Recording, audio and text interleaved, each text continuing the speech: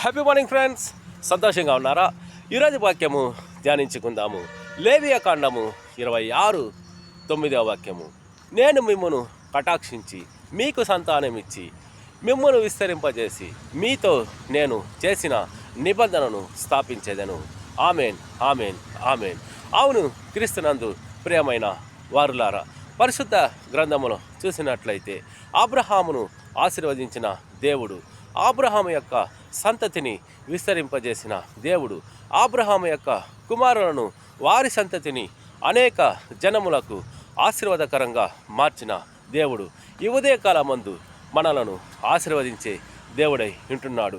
క్రీస్తునందు ప్రియమైన వారులారా, ఈ ఉదయకాలమందు మనలను, మన సంతతిని ఆశీర్వదించి అనేక జనములకు ఆశీర్వాదకరంగా మార్చే దేవుడై ఉంటున్నాడు.